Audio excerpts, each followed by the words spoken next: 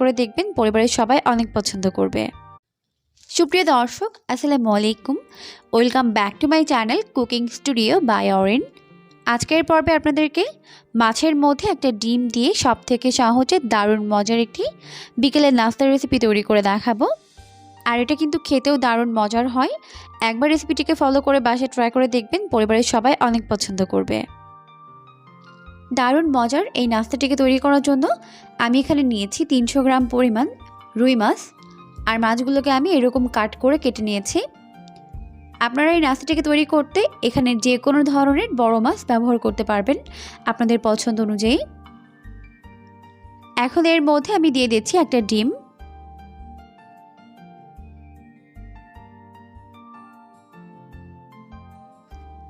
এখন আমি এর মধ্যে দিয়ে দিচ্ছি হাফ চামচ পরিমাণ রসুন বাটা, আর দিয়ে দিচ্ছি হাফ চামচ পরিমাণ আদা বাটা। এখন এর মধ্যে দিয়ে দিচ্ছি স্বাদ মতো লবণ। আমি এখানে হাফ চামচের মতো ব্যবহার করছি। এখন এর মধ্যে দিয়ে দিচ্ছি 1 চামচ পরিমাণ লাল মরিচের গুঁড়া, 1 চামচ দিয়ে দিচ্ছি সয়া সস। আর সয়া সসে কিন্তু লবণ থাকে, তাই লবণটাকে অবশ্যই বুঝে অ্যাড করতে হবে। এখন এর মধ্যে দিয়ে দিচ্ছি 2 টেবিল চামচ পরিমাণ টমেটো সস। এখন দিয়ে দিচ্ছি হাফ চামচ পরিমাণ কালো গোলমরিচের গুঁড়া। এরপর দিয়ে দিচ্ছি প্রায় 2 টেবিল চামচের মতো লেবুর রস।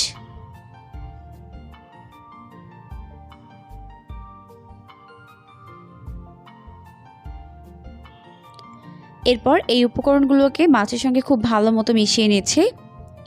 এখানে আমি আরও একটা মশলা অ্যাড করব, তো প্রথমে এগুলোকে মিশিয়ে নিচ্ছি।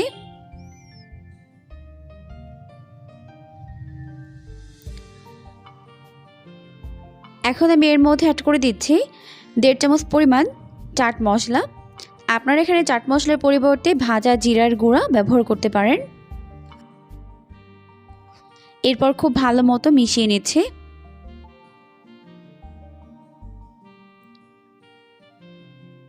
মাছের সঙ্গে মশলাগুলোকে খুব ভালো মতো মেখে নেওয়া হয়ে গেলে এখন এই মাছগুলোকে আমি 15 মিনিটের জন্য মেখে রেখে দিব।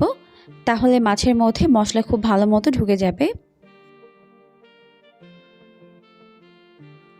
এখন আমি বাকি প্রিপারেশনটাকে করে নিচ্ছি।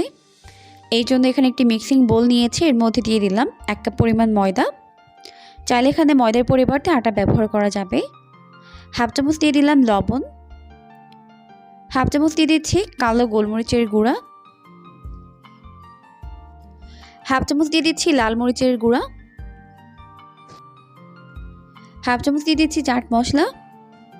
এরপর খুব ভালো মতো এগুলোকে ময়দার সঙ্গে মিশিয়ে নিচ্ছি।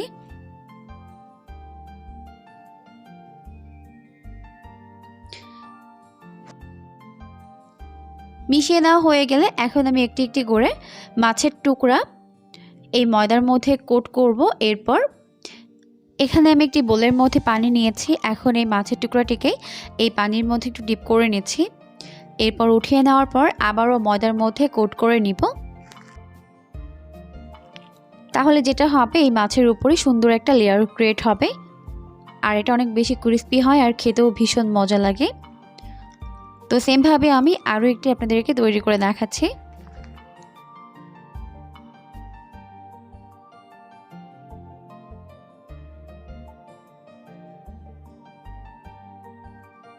তো সেমভাবে আমি সবগুলো মাছের টুকরো ময়দার মধ্যে কোট করে নিব। তো এখন হয়ে গেছে, আমি এগুলোকে ফ্রাই করে নিচ্ছি।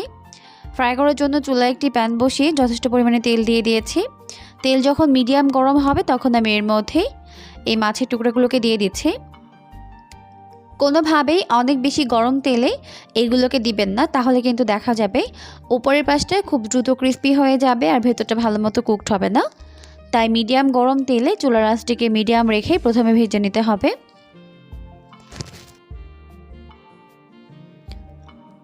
প্রথম পর্যায়ে আমি মাছগুলোকে 3 মিনিটের মতো ফ্রাই করে নিয়েছি। এখন আমি এগুলোকে উল্টে দিচ্ছি অপর পাশটিকে ফ্রাই করে নেওয়ার জন্য। আর এখন আমি চুলার আঁচটিকে বাড়িয়ে দিয়েছি।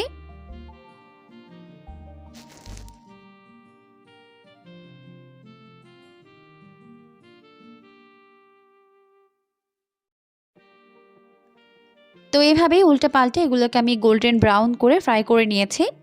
এখন হয়ে গেছে, আমি এগুলোকে তেল থেকে উঠিয়ে নিচ্ছি।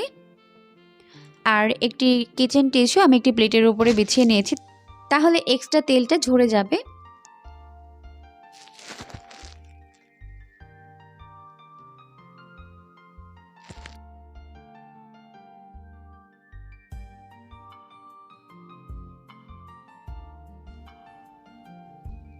তো এখন আমার দারুণ মজার ক্রিস্পি ফিশ ফ্রাই তৈরি হয়ে গেছে। এখন পছন্দ মতো সস বা চাটনি দিয়ে এটাকে সার্ভ করতে পারেন। রেসিপিটি ভালো লাগলে অবশ্যই বাসায় ট্রাই করবেন, দেখবেন পরিবারের সবাই এটাকে অনেক পছন্দ করবে। ভিডিওটি ভালো লাগলে লাইক, কমেন্টস এবং শেয়ার করতে ভুলবেন না। আর নতুন দর্শক হয়ে থাকলে অবশ্যই চ্যানেল সাবস্ক্রাইব করে রাখবেন। আজকের মতো তাহলে এখানেই বিদায় নিচ্ছি। সবাই অনেক বেশি ভালো থাকবেন। আল্লাহ হাফেজ।